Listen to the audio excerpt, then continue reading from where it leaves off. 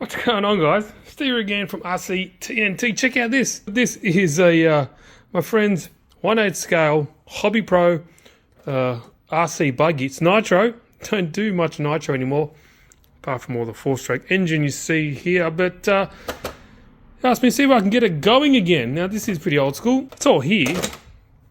Just not sure if it runs. Everything seems to be here. Disc brakes, 25 size motor. Pipes all here, nice big fuel tank. The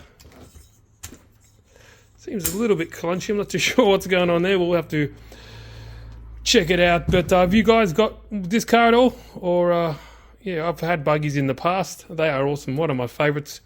Got a Team Associate right there, but it's all brushless. I guess if we can't get this guy running back on Nitro, can always pump a nice little brushless setup in there. But I just wasn't too sure I was going to film this, but I thought, you know what, let's have a look. Brings back memories from when I was a kid, that's for sure. So we're just looking at the mesh. Everything seems nice. A lot of you guys might be or new subscribers or new in general. Nitro was the bee's knees back in the days. We always ran Nitro. The batteries weren't that good back in the day, and they were brush motors. Nitro was faster, in my opinion. Sounded good. No one complained as much. Everyone seems to jump up and down whenever you make a little bit of noise nowadays, but these sound like a group of pissed off wasps. They sound awesome. God love them. And also, the fuel is getting expensive nowadays. Let me just run a few things over. I'll take out that glow plug, see if it actually turns over, and let's take it from there.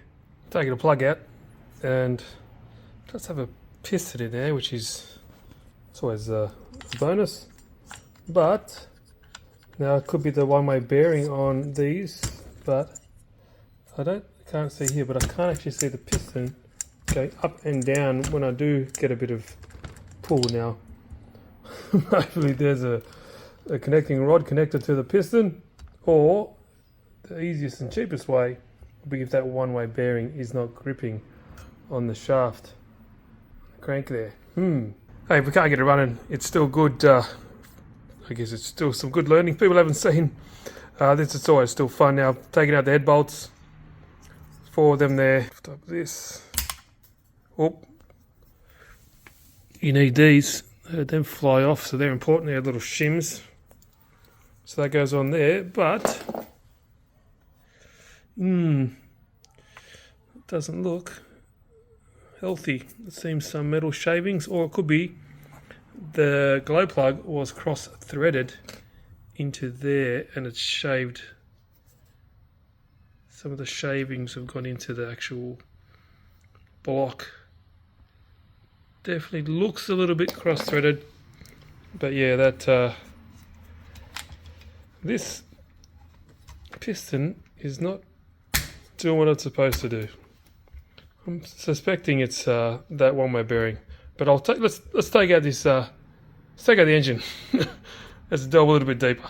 Fun times. There we go.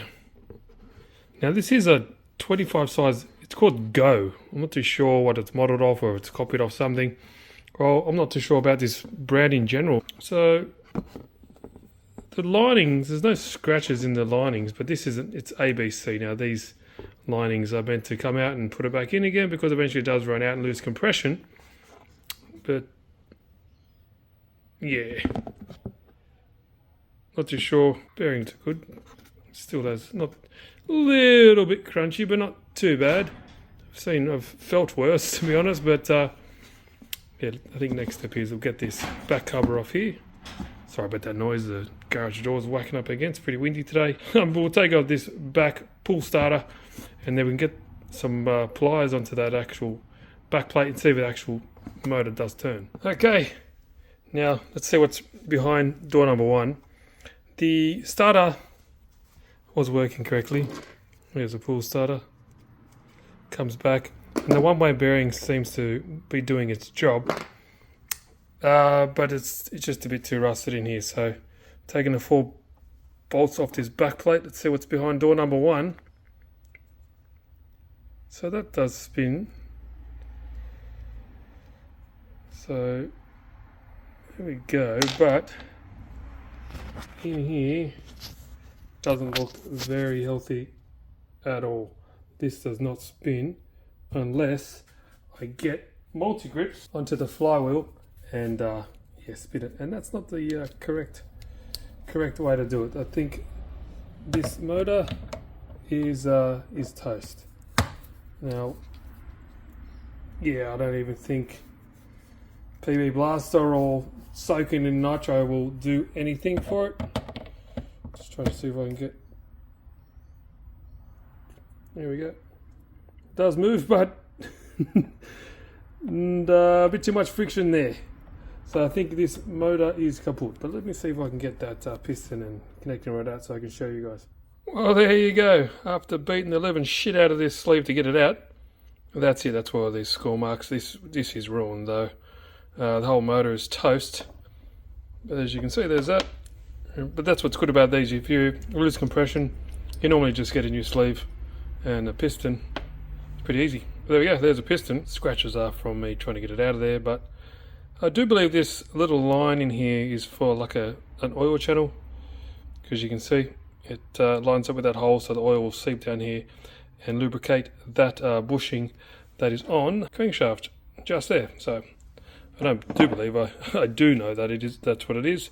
And from my recollection, the connecting rod itself isn't blocked. It's got these knife edges. I do believe that's for when it's going through the mixture, it cuts through it easier, less friction.